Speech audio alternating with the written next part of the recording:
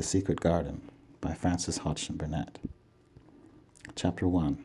There is no one left.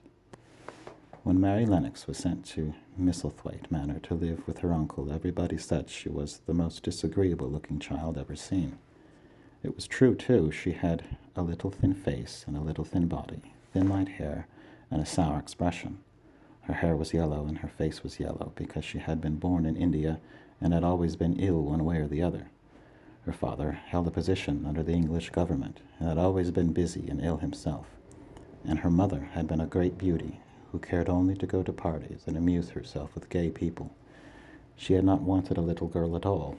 When Mary was born, she handed her over to the care of an ayah, who was made to understand that if she wished to please the Mem Sahib, she must keep the child out of sight as much as possible. So when she was a sickly, fretful, ugly little baby, she was kept out of the way, and when she became a sickly, fretful, toddling thing, she was kept out of the way also.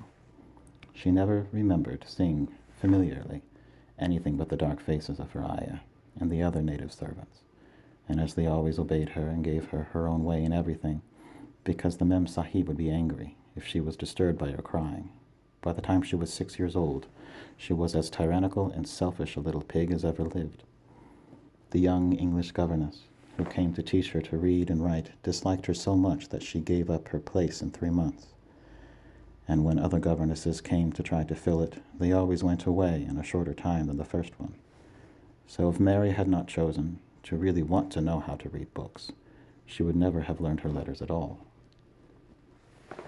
One frightfully hot morning, when she was about 9 years old, she awakened feeling very cross, and she became crosser still when she saw that the servant who stood by her bedside was not her ayah. "Why did you come?" she said to the strange woman. "I will not let you stay. Send my ayah to me." The woman looked frightened, but she only stammered that the ayah could not come, and when Mary threw herself into a passion and beat and kicked her, she looked only more frightened and repeated that it was not possible for the ayah to come to Missy Sahib. There was something mysterious in the air that morning. Nothing was done into regular order, and several of the native servants seemed missing, while those whom Mary saw slunk or hurried about with ashy and scarred faces, but no one would tell her anything, and her ayah did not come. She was actually left alone as the morning went on, and at last she wandered out into the garden and began to play by herself under a tree near the veranda. She pretended that she was making a flower bed, and she stuck big scarlet hibiscus blossoms into little heaps of earth, all the time growing more and more angry and muttering to herself the things she would say and the names she would call Sadie when she returned. "Pig, pig, daughter of pigs," she said, because to call a native a pig is the worst insult of all. She was grinding her teeth and saying this over and over again when she heard her mother come out on the veranda with someone. She was with a fair young man, and they stood together, talking in low, strange voices. Mary knew the fair young man, who looked like a boy. She had heard that he was a very young officer who had just come from England. The child stared at him, but she stared most at her mother. She always did this when she had a chance to see her, because the Mem Sahib, Mary used to call her that oftener than anything else, was such a tall, slim, pretty person and wore such lovely clothes. Her hair was like curly silk, and she had a delicate little nose which seemed to be disdaining things, and she had large, laughing eyes. All her clothes were thin and floating, and Mary said they were full of lace. They looked fuller of lace than ever this morning, but her eyes were not laughing at all. They were large and scared and lifted imploringly to the fair boy officer's face. "Is it so bad? Is it?" Mary heard her say. "Awfully," the young man answered in a trembling voice. "Awfully, Miss Lennox. You ought to have gone to the hills 2 weeks ago." The Mem Sahib wrung her hands. "Oh, I know I ought," she cried. "I only stayed to go to that silly dinner party. What a fool I was." At that very moment, such a loud sound of wailing broke out from the servants' quarters that she clutched the young man's arm, and Mary stood shivering from head to foot. The wailing grew wilder and wilder. "What is it? What is it?" Miss Lennox gasped. "Someone has died," answered the boy officer. "You did not say it had broken out among your servants." I did not know, the Mem Sahib cried. Come with me, come with me, and she turned and ran into the house. After that, appalling things happened, and the mysteriousness of the morning was explained to Mary. The cholera had broken out in its most fatal form, and people were dying like flies. The ayah had been taken ill the night, and it was because she had just died that the servants had wailed in the huts. Before the next day, 3 servants were dead, and others had run away in terror. There was panic on every side and dying people in all the bungalows. During the confusion and bewilderment of the second day, Mary hid herself in the nursery and was forgotten by everyone. Nobody thought of her, nobody wanted her, and strange things happened of which she knew nothing. Mary alternately cried and slept through the hours. She only knew that people were ill and that she heard mysterious and frightening sounds. Once she crept into the dining room and found it empty, though a partly finished meal was on the table and chairs and plates looked as if they had been hastily pushed back when the diners rose suddenly for some reason. The child ate some fruit and biscuits, and being thirsty, she drank a glass of wine which stood nearly filled. It was sweet, and she did not know how strong it was.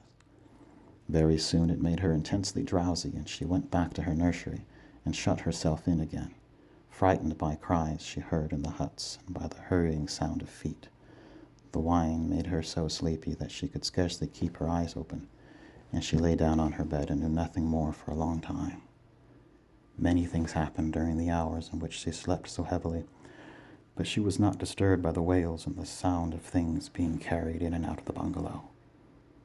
When she awakened, she laid and stared at the wall. The house was perfectly still. She had never known it to be so silent before. She heard neither voices nor footsteps and wondered if everybody had got well of the cholera and all the trouble was over. She wondered also who would take care of her now that her ayah was dead. There would be a new ayah, and perhaps she would know some new stories. Mary had been rather tired of the old ones. She did not cry because her nurse had died. She was not an affectionate child and had never cared much for anyone. The noise and hurrying about and wailing over the cholera had frightened her, and she had been angry because no one seemed to remember that she was alive. Everyone was too panic-stricken to think of a little girl no one was fond of. When people had the cholera, it seemed that they remembered nothing but themselves. But if everyone had got well again, surely someone would remember and come to look for her.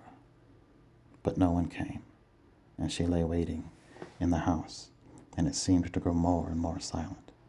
She heard something rustling on the matting, and when she looked down, she saw a little snake gliding along and watching her, with eyes like jewels.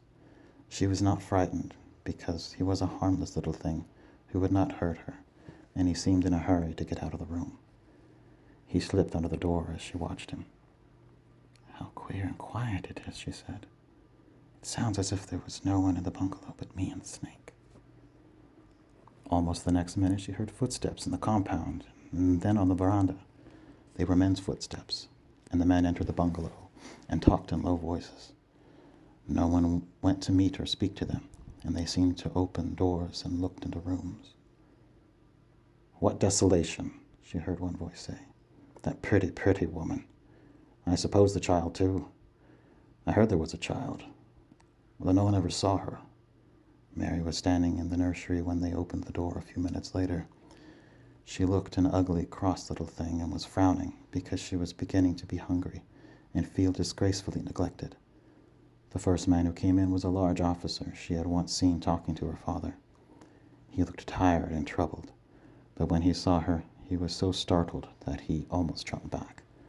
"Barney," he cried out, "there's a child in here, a child alone, in a place like this. Mercy on us, who is she?" "I am Mary Lennox," the little girl said, drawing herself up stiffly. She thought the man was very rude to call her father's bungalow a place like this. "I fell asleep when everyone had the cholera, and I have only just woken up. Why does nobody come?"